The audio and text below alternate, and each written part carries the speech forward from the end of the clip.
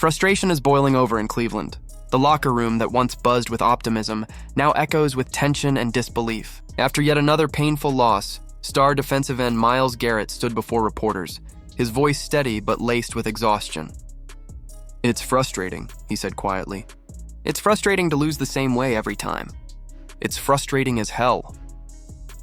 Those words cut deep, not just because of the emotion behind them, but because they revealed what fans and analysts have suspected for weeks. The Cleveland Browns are unraveling from the inside out. Garrett's comments weren't just about another disappointing game. They were about a team that seems trapped in a loop of self-destruction, unable to adapt, unable to evolve.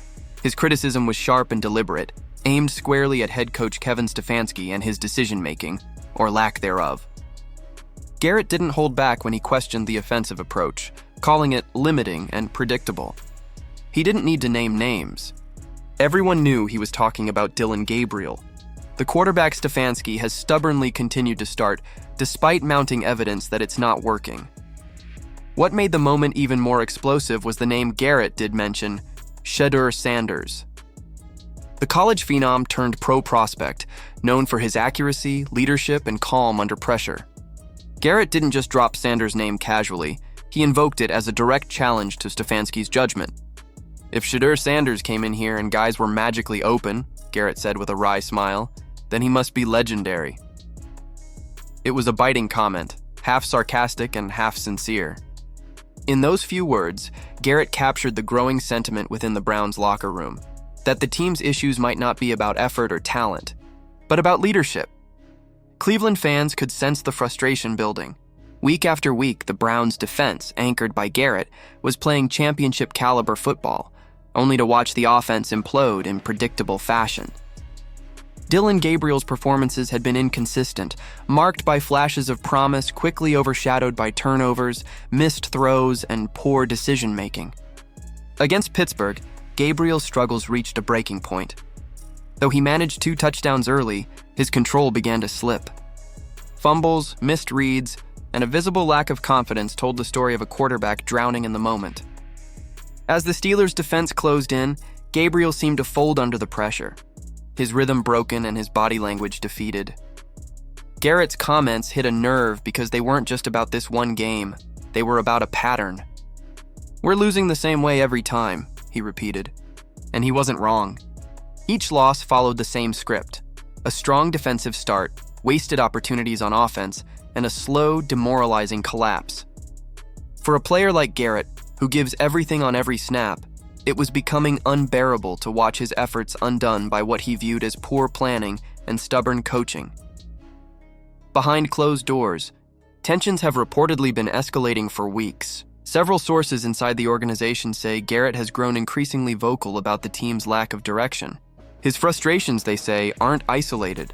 Others in the locker room are beginning to echo them. And when the team's stars start questioning leadership, the walls begin to shake.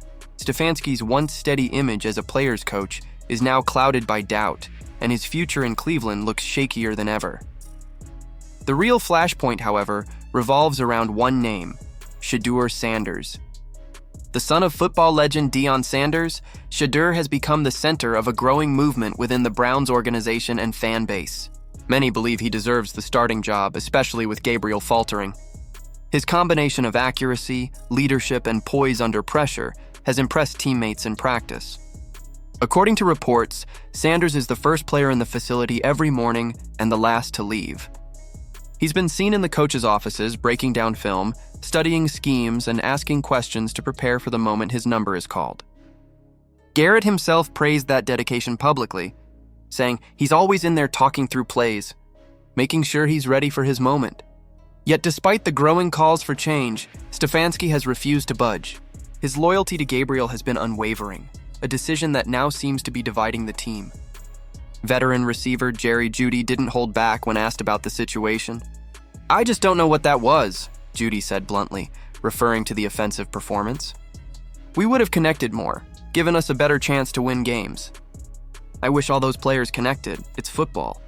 It's not going to be perfect all the time." But his tone made it clear.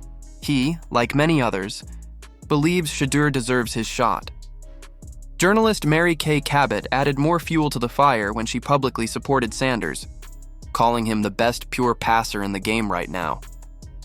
She even compared his arm talent to Josh Allen's and argued that the Browns were wasting potential by keeping him sidelined. That statement didn't just stir the media, it ignited a movement.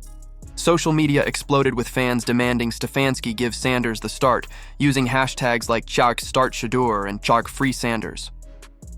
For now, though, the Browns remain stuck. The defense continues to dominate while the offense collapses under its own weight. Garrett, who has always been the emotional anchor of the team, now finds himself at odds with the coaching staff, a dangerous rift for any franchise. His words carry weight, and when the team's leader begins to lose faith in the system, the locker room can fracture quickly.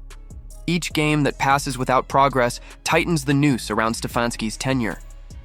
Once hailed as the man who brought stability and vision to Cleveland, he now faces accusations of mismanagement and stubbornness.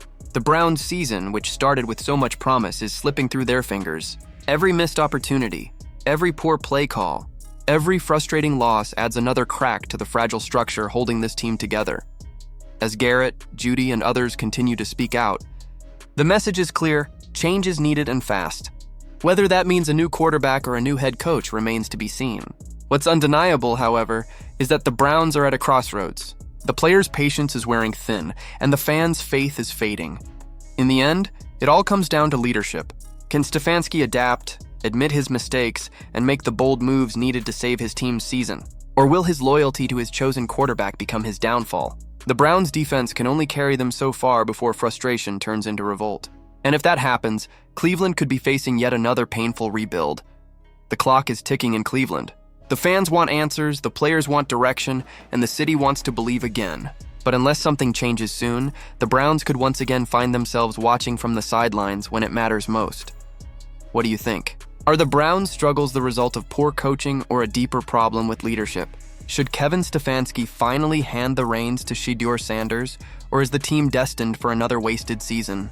Let us know your thoughts in the comments below.